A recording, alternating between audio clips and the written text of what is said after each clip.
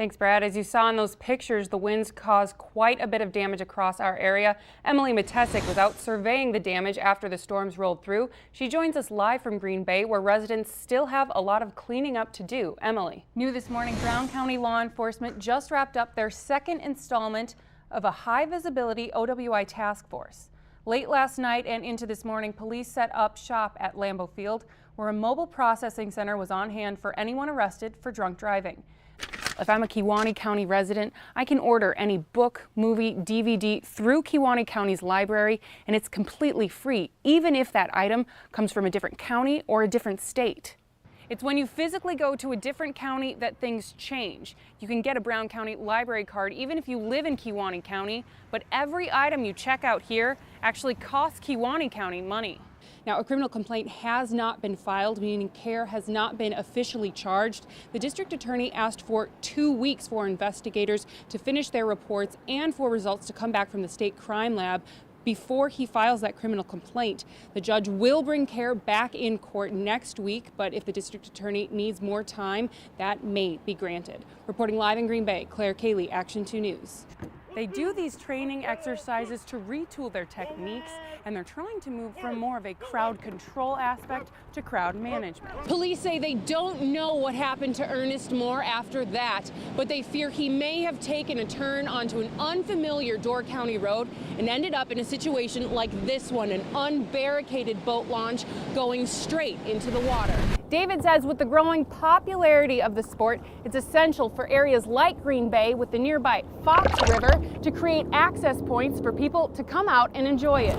Target 2 investigates, and Clare, Kaley take a closer look at that 3-year investigation. We're at this stage, which is, to some degree, it's still the beginning. Still the beginning, but Lieutenant Dave Remaker and the Drug Enforcement Agency have been investigating Dr. Charles Simon since 2013. Just this week, he was charged with 19 counts of federal drug trafficking. I think the indictment speaks for itself. The numbers, the prescriptions, and that level of narcotic pain medication is troubling.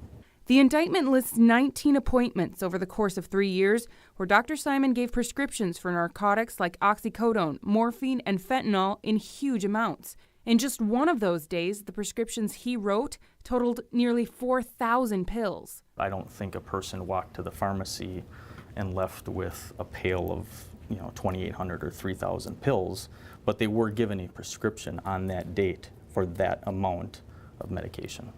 Remaker says all the prescriptions listed were filled, which means those pills went somewhere. What investigators don't know is if those pills were ever needed.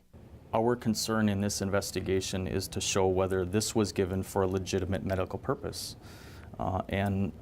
That list, I think, of 19 people, we've determined that it's excessive and it may not have been done for a legitimate medical purpose.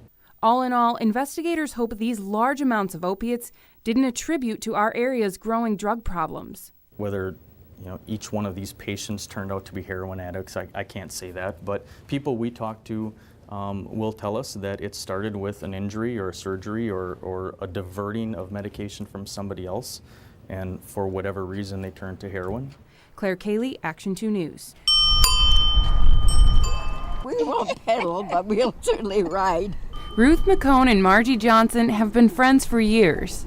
To think we're the first ones to take a ride, we feel privileged, so it's really nice. Now, both residents at the Lutheran Homes of Oshkosh, they're getting the first ride in rickshaw bicycles side by side. I think they're just awesome. I mean, it gets us out in the air, and we just love to go for a ride. That means more than eating to us, to be able to go for a ride around the campus. The program is funded through a grant from UW Oshkosh, and organizers say it's to not only help elders, but others in the community. We're looking to fortify intergenerational relationships with volunteers being pilots and taking our elders out getting wind in their hair. Sharon Hargis and Dorothy Youngworth can't wait to try out the bicycles. We want to be able to ride in the bikes, and we're just really excited about that because we need to get out and get fresh air, and we need to have people know that there's older people that need some excitement in our life. It's the beginning of something new for everybody. That's what I think. It's no fun getting old, but this really helps to get us out. In Oshkosh, Clare, Kaley, Action 2 News.